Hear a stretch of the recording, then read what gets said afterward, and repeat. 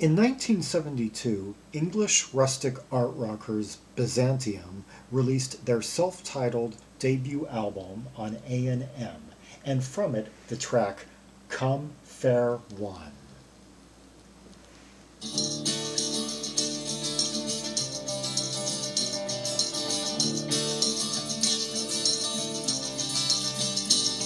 Okay, pretty thick guitar sound so far, rootsy, with that acoustic guitar up front, and then a little bit of jangle, like a bit of chiming, silvery tone coming out of my right speaker.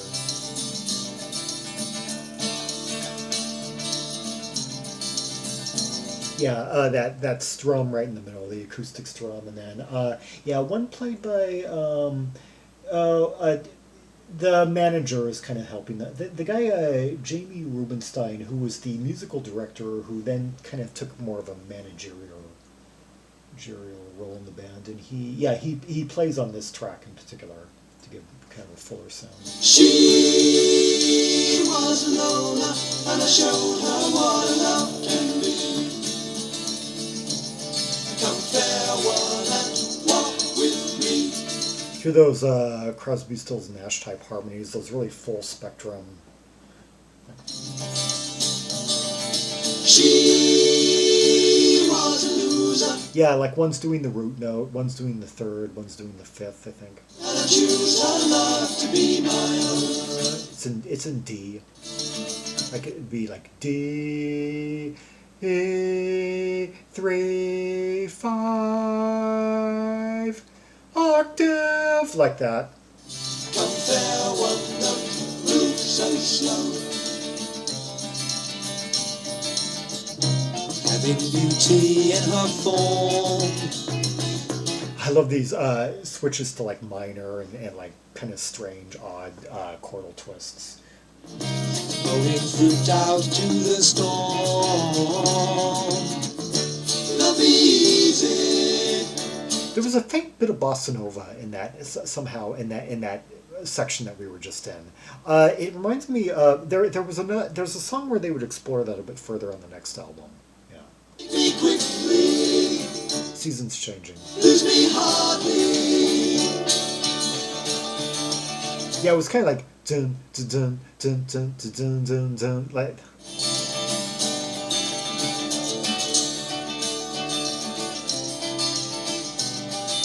She has another, and your lover is a faithful thing. The kind of sundry percussion that's coming out of my left speaker is also kind of adding to the sort of, somewhat kind of like jangly quality. Come fair one, don't call me strange. And notice how it despite the fullness, it hasn't even really like blown out into full song yet. We haven't even heard the rhythm section. He left me lonely, but I'm only wasting time out here.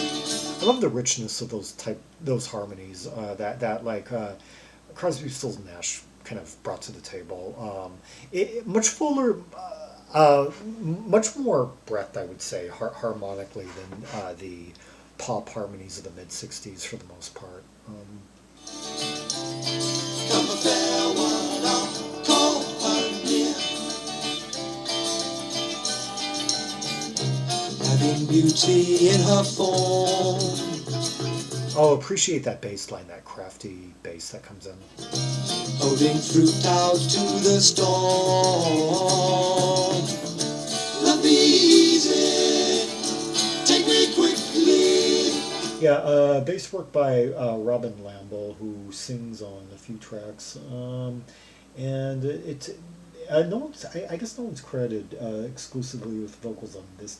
Well, yeah, he sings on this track, but we mostly okay. So when we actually hear one voice, we're hearing Robin Lamble, yeah, and he later turned up in Al Stewart's backing band, Shot in the Dark, which also recorded an album as an independent unit. Yeah. Lose me hardly.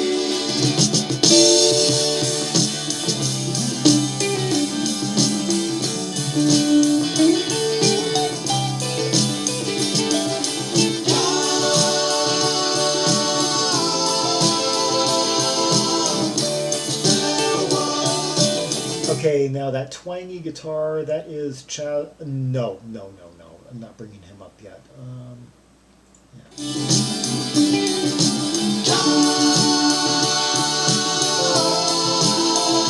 That is Nico Ramsden, yeah, who I guess just he mostly does like percussion and such. He later turned up in the band Boys Don't Cry, yeah, the '80s pop band that had that song "I Want to Be a Cowboy," yeah.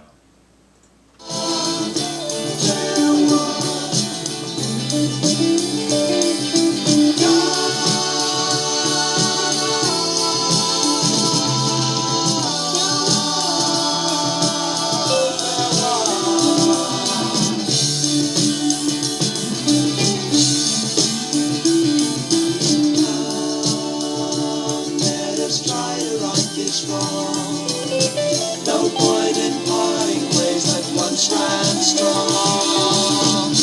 Okay, and Chaz Jankel is giving us harmonies, but he okay, he does play electric guitar on. He plays electric guitar on this, not the steel twang guitar that we were hearing. So, I guess some of the more basic jangle. So yeah, we do have three guitarists on this track. We've got Jamie Rubinstein, the manager of the band, who initially was an actual member,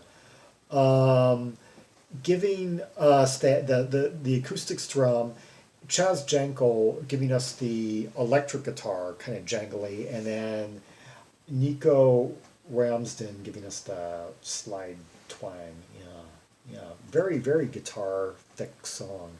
In fact, funny enough, that kind of reminds me of a statement Rod Stewart made around in a 1977 Rolling Stone interview. He said he wanted to have three guitarists in his band. He wanted to have a lead, a rhythm, and a slide. And he was like making the comparison to early Fleetwood Mac. Oh yeah, yeah, the Jeremy Spencer, Peter Green, Danny Kerwin lineup.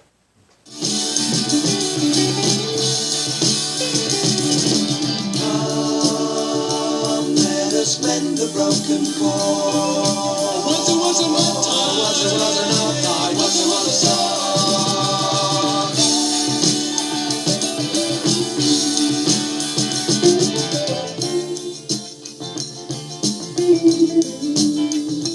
Okay, now the odd thing about Chaz Jankel just being credited with guitar on this album, although there, is that he was generally a keyboardist. He would go on to play keyboards in Ian Dury's backing band, the Blockheads, on their first two albums, and then launch a solo career in the early '80s. In more of a funk vein, yeah, yeah. Soon after this album, he started getting into like U.S. funk.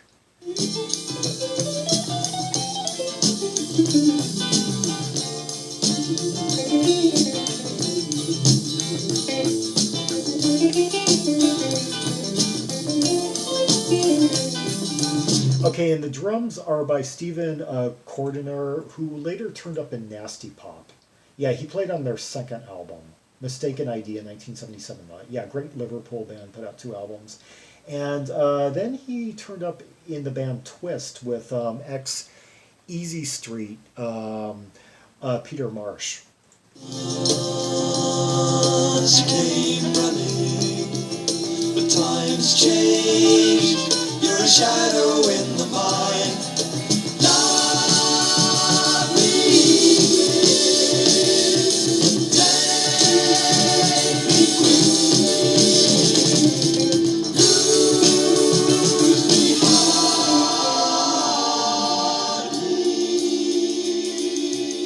This album was engineered by Roy Thomas Baker. I'm imagining kind of early in his career. Yeah, he goes back to about 1969, 1968, 10 years after Savoy Brown. But relatively early, but before some of like the biggest like blockbuster albums, of course. But he worked with a lot of great stuff back during this period, though. Yeah, The Deviants, Meek Stevens, Freedom, Free, Black Widow, Frank Zappa, the first Gentle Giant album, the first Egg album, Brian Davison's Every Which Way. And that's just the first, that's just page one of his production credits up through 1971.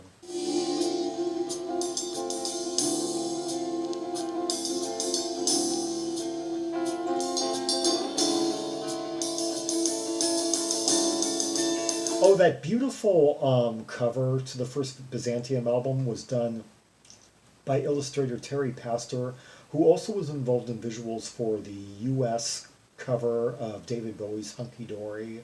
The album A Third of a Lifetime by Three Man Army. Soft Machine 6. A couple of titles by Sweet, Off the Record. Huh, so, yeah, interesting visuals. Camel's Alive record.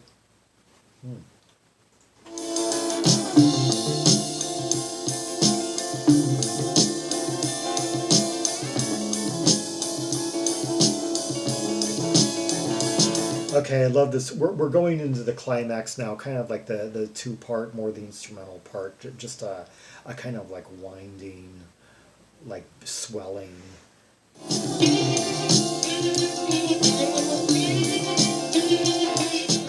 This like open, this kind of like minor seventh chord, D. Yeah, it's like D with like an open E, I think.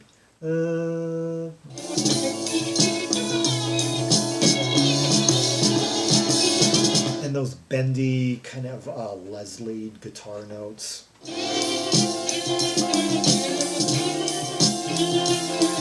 Yeah, that bass line moving up. We've got that. We've got those kind of like glissando guitars coming out of my right speaker. I guess those are being played by Chaz Jankel and the our other guy Nico Ramsden is giving us that chorus. No, I mean that Les lead.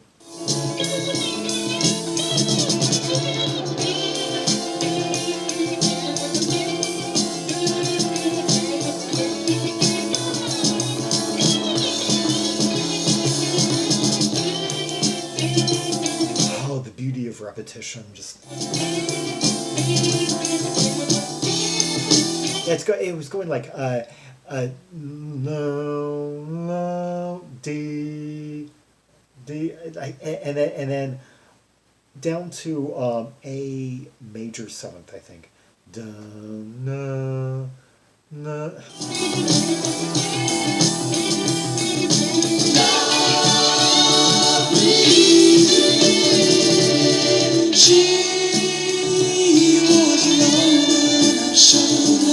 Oh, the vocals are getting more ghostly.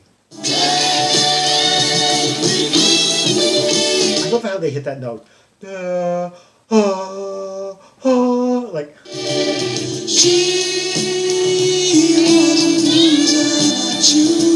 Oh, that yeah, the vocals came more she, and then those guitar notes just kind of like oozing through them.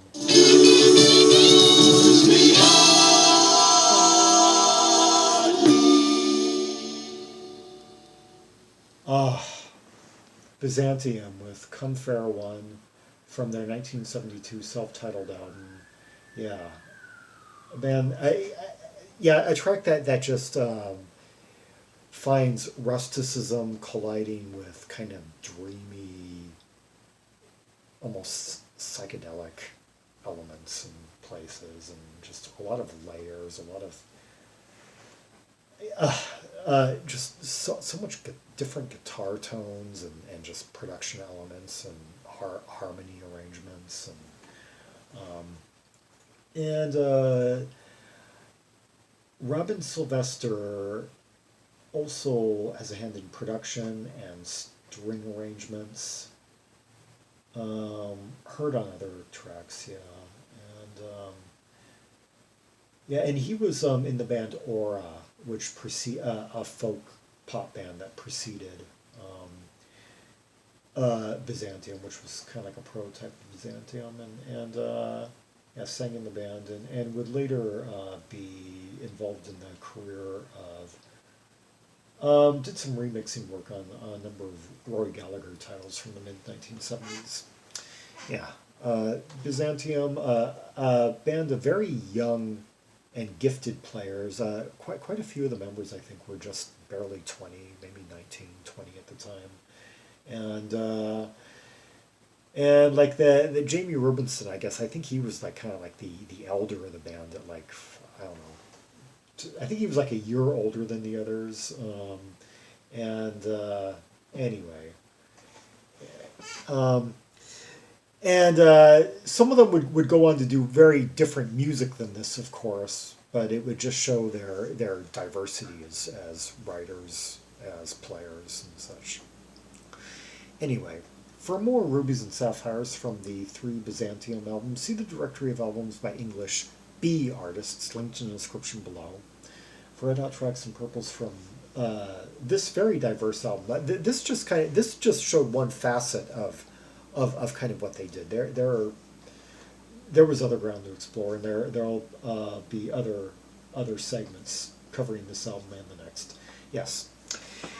Like and subscribe, follow me on social media, and share the video. Leave a comment if there are any observations you have about the track we just heard, the layers, the harmonies, the guitar nuances and interjections and bass layers, production touches. Yeah, the magic of it all. Your favorite section, was it the harmonies? Was it the climax? Was it the guitar full main frame of the track? And until next time, this is Zaragon, the world's most ear-traveled trail maximalist, signing off.